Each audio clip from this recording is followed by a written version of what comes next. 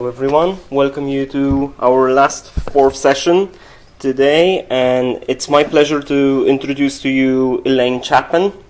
And Elaine is a library assistant working with digital services in Technological University Dublin. She is passionate about making Ireland's education system accessible to all learners. She is currently volunteering as a membership development officer with Disability Power Ireland. It's a cross-disability grassroots organization that aims to support and celebrate disabled people and introduce Disability Pride Month to Ireland. Welcome, Elaine.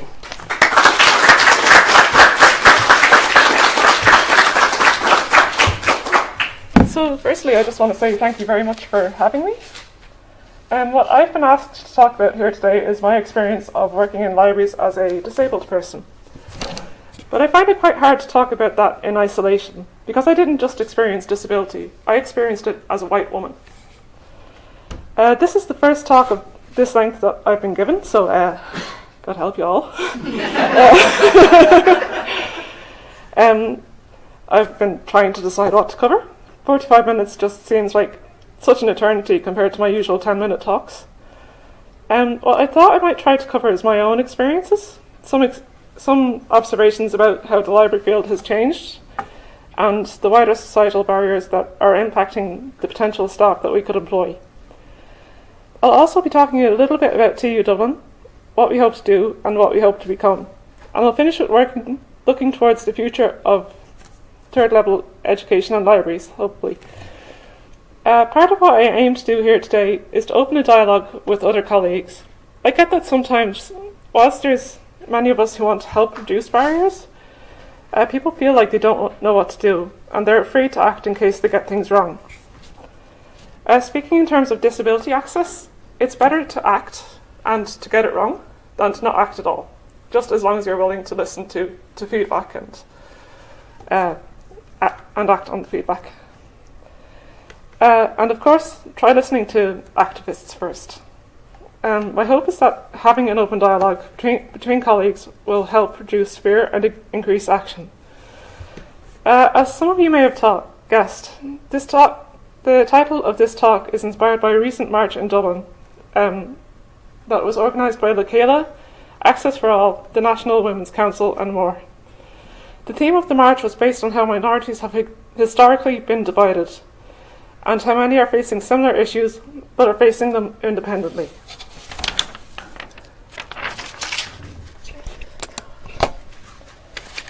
So starting with a quote from Carl Sagan, "You have to know the past to understand the present." The reason I've chosen this quote is because we need to know what barriers our students have faced in order to get to third level, if we are to design services to suit their needs. And for ourselves, we need to know the history of the systems we work with and within. If we don't know the mistakes of the past, we only risk repeating them. But it's also understanding that our future students are currently facing it's also understanding what our future students are currently facing and planning our future service design to be able to adapt and meet their needs. I do love TU Dublin and libraries in general, but I'm also quick to admit that we are not perfect. Far from it. There's still accessibility barriers here in the wider college and also likely in the library. We are, like most others here, working within the confines and restraints of existing buildings and systems. For every change we want to make, there is red tape somewhere along the line, but with every year and every change that passes, the tape gets lessened. It takes time and persistence to bring about cultural change, and it needs mass support to work. It can't be the work of just one or two people. And also, just speaking personally, there has been a magic to seeing the learning and process happening. I think we're beginning to realise that it is the job of a 21st century university to be accessible. That is what our baseline needs to be, and yet we still have staff who are unsure of the basics of accessibility. And to make things clear, when I say accessibility, I don't just mean accessibility for disabled students or staff. I also mean to say that those who are single parents who don't have English as a first language, who are Black, Asian, travellers or any other minority, they need to be able to access us, to get whatever education they need in life. In essence, I'm talking about intersectionality and equity. I'm talking of taking an equitable approach to library work and to education.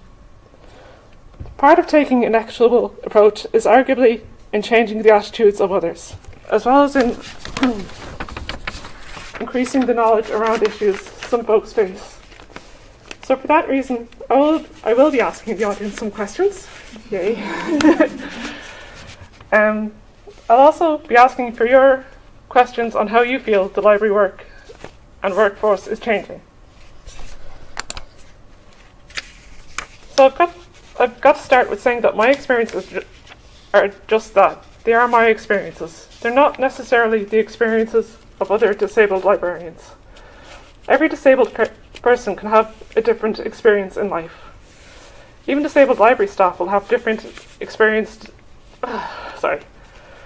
Even disabled library staff will have different experiences depending on when and where they entered the field. Not every employer is disability friendly. A great many are still not, even including universities. The truth is that I am here talking to you today largely through pure luck. But for me, it's very much a happy accident that I did wind up in TU Dublin. I see the changes that the staff and students are trying to make here, and I want to be part of it. I grew up without the majority of my disability diagnoses. Somehow I made it through college and school without the ability to study. I knew, like most students, that I needed to study, but I couldn't, and still can't most of the time. Somehow, as someone whose brain goes to sleep when I try to read academic text, I wound up working in a university. So that's some irony for you. I also swore that I would never work in an academic library. I had a lot of sensory struggles in them as a student, but safe to say I've now learned to never say never. In my experience, the education system is one that has needed change for a long time. I grew up having the diagnosis of dyspraxia.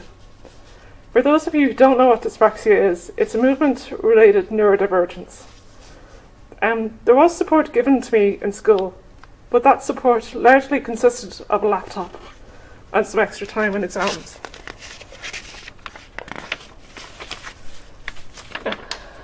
There was no social support.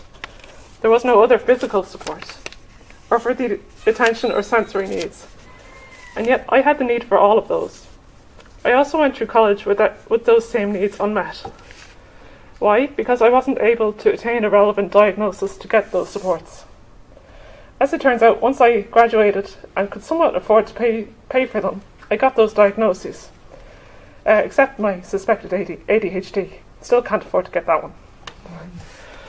But that experience has led me to believe that supports, and especially disability-related supports, should not rely on students having access to diagnostic tests. It seems shocking to say, but as things are worldwide, a diagnosis is a privilege, and one that not a lot of people can access. A lot of people think that in Ireland, the HSC does a lot of work around and for disability and disabled people, and to an extent it does. But it doesn't always provide access to diagnosis, even for more common conditions for adults. I believe they have started to provide some autism diagnosis, but it depends on where you live.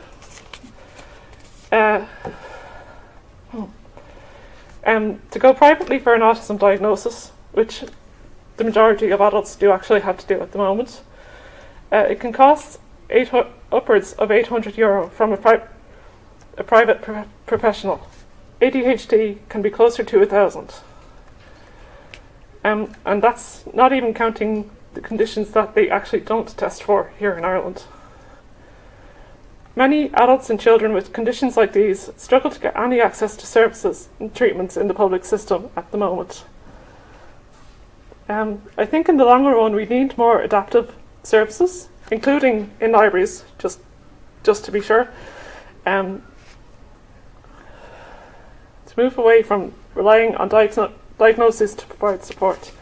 Support services in particular would, and again including libraries there, would require more funding because the range of potential users and services could and should vastly increase. I'm going to take this quote here from Barack Obama. To anyone who's hurting, it's not a sign of weakness to ask for help. It's a sign of strength. And all I want is for people to actually be able to get that help. To not be held back by policies or lack of policies. So how do these experiences impact our professional lives, and what role does education have in our professional lives? Looking at librarianship in particular, the MLIS degree has almost come to define the profession, but it should be the opposite. The profession should define the degree. In a profession that is crying out for more diversity, we are still essentially requiring people to have a master's degree before taking on a position as a library assistant. This is despite the fact that the educational requirements to take on this role are supposed to be the Leaving Cert. I'm not against the degree, but I am against the fact that it and many others currently stand as barriers to inclusion. And it is a barrier that is growing, especially with the cost of living and housing crisis. It must be noted that housing and the cost of housing can impact on people's ability to work in universities too. Again, focusing on the library side of academia, it's not a highly paid profession. According to Glassdoor, the average library assistant salary in Ireland is 28,000. The average rent in Dublin is now 2,260 a month, according to the Residential Tenancies Board. That works out at 27,120 a year. The properties they were looking at were for single tenancy, two-bedroom dwellings, which definitely skews the findings a bit. Many single renters, just for example, cannot afford a two-bedroom dwelling. The rising rate of rent is fast making library work unaffordable. Whether or not we know it, it is impacting each of us. It's increasing stress levels in staff, as well as staff turnover, as people are moving to more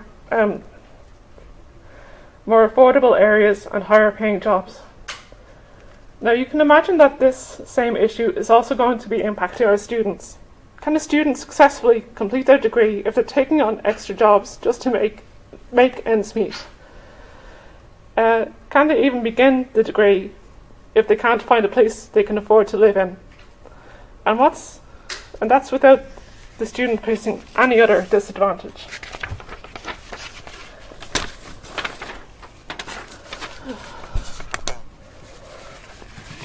In terms of working in libraries, I did find the field initially difficult to break into, and still difficult to progress in.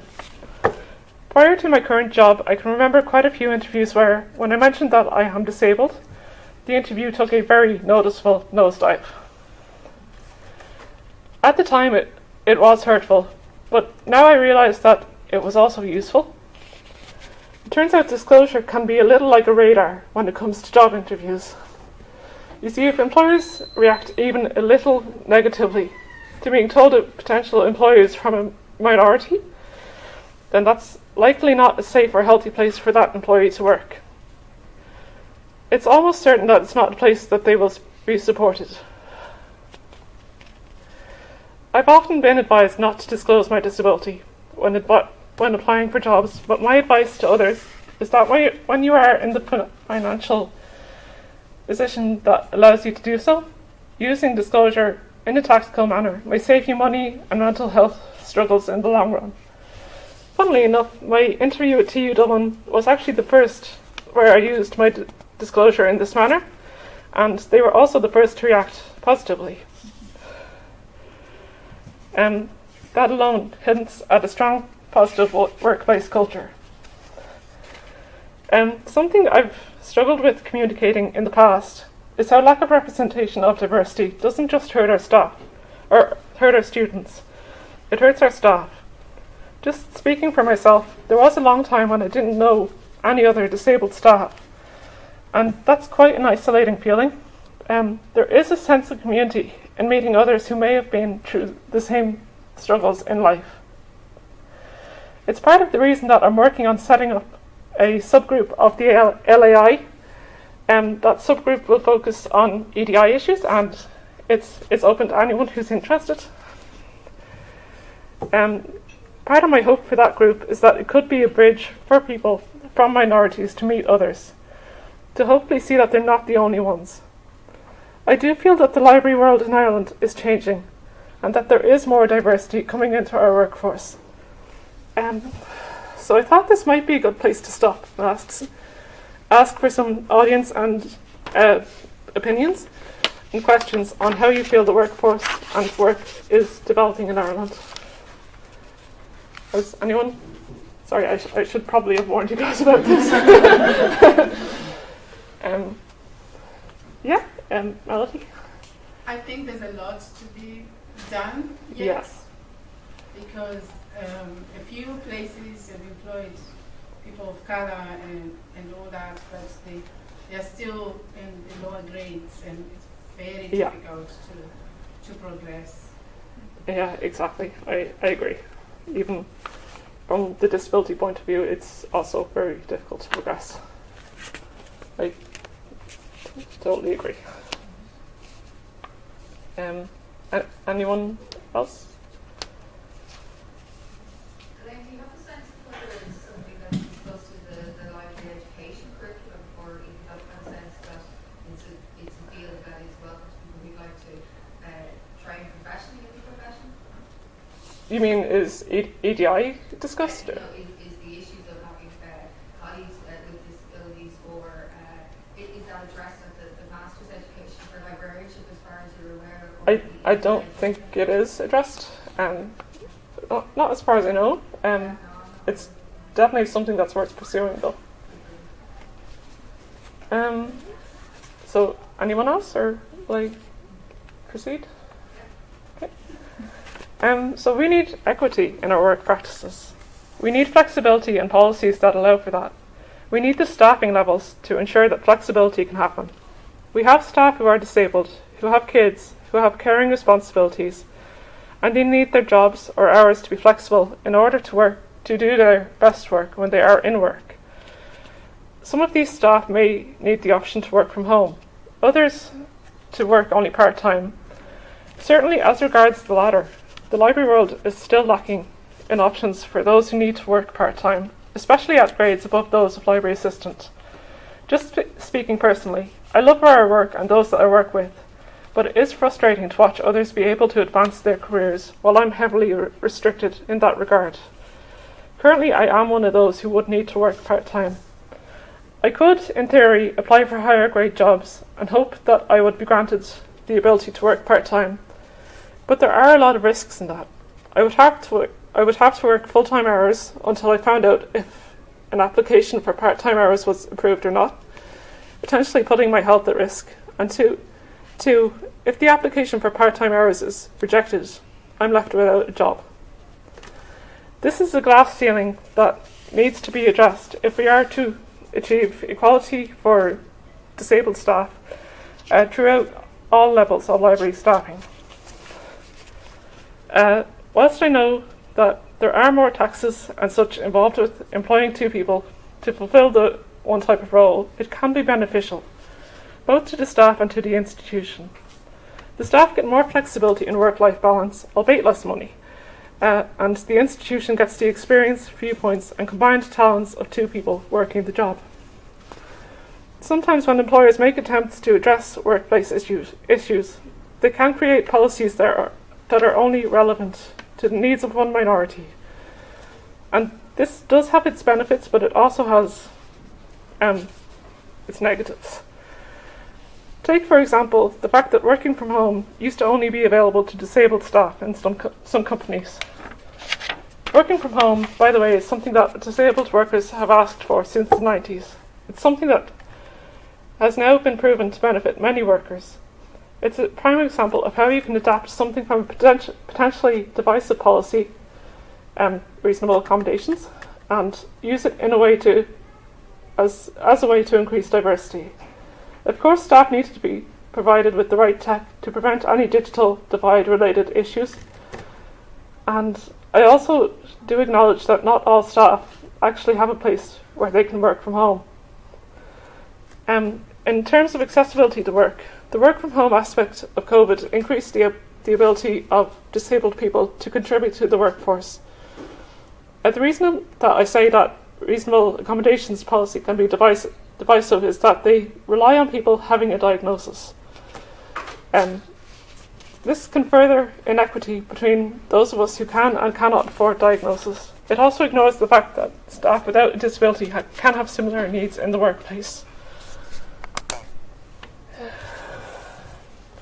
Now, I realise the title of this talk was diversity, not division, and I've just spent a lot of time talking pretty much specifically about disability. It has been my main experience of oppression, so it is where most of my knowledge lies. But it is also through talking about it that I met activists from other minority groups, only to realise that they were facing a lot of the same issues, even if they were facing them for different reasons. They faced the same lack of access to education, the same lack of finances. Some faced similar or more severe levels of prejudice in society. So why have policies been created focusing on the needs of some but not others? That is divisive. It is the old structural method of divide and conquer. It is ignoring the fact that people from minorities are often from multiple minorities at once. If we want our staff to embrace diversity, we have to remove oppressive division and replace it with equity. To this end, I've included a quote from Audre Lorde. Divide and conquer must become define and empower. We don't need to know everything to know how to empower each other. That just requires an open mind and willingness to learn, and action to open closed doors. So I can now bring you to one example of something that TU Dublin are working on in relation to this. So this is focusing on our students, and it is our new educational model. This model is student-focused. It uses multiple pathways of engagement to enable its 10 core principles. I put the principles up here. I feel like the principles interconnect very well. If you have teaching that is student-centred, then biology should also be flexible, accessible, and diverse. It should also help to increase student engagement and knowledge application. TU Dublin is using multiple pathways to implement this model, one of which is our holistic intelligence education pathway, or what some staff are calling the whole student approach. Part of embracing holistic intelligence is in teaching staff how to recognise the dimensions of it. Holistic intelligence supports the 8 dimensions of well-being and productivity that affect each of us in day-to-day life, namely personal, occupational, economic, intellectual, emotional, and environmental. So it's talking about, in essence, teaching the students emotional intelligence, but also teaching them potential structures of oppression so that they can recognise and help each other. I think this might be another place to stop and ask for questions. If anyone has any kind of queries about this, or no? Okay, yeah. Where is this from? Is this this is from the yeah. This is from our own report on or holistic intelligence education. I can also send this on to anyone who's interested. Did I see another hand? No? That's grand. So, and also, I just wanted to ask, do you feel that universities are or could be embracing similar policies to our staff? Like, are we embracing holistic intelligence when it comes to policies for staff? Okay. Yeah. Stronger in the community, as in for students, but you would think that it has to apply then to staff as well. Exactly, yeah. Yeah. Did you say that this policy in TU Dublin? Yeah, it's part of our new educational model policy. Do you think that they're practicing what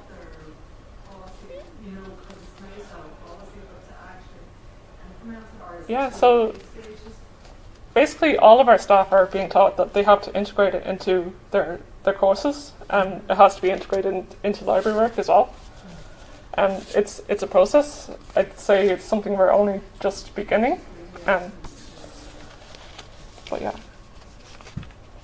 it's definitely something that is being pushed in the university. Yeah. What kind of responsibilities does the library take on then towards students in enacting that?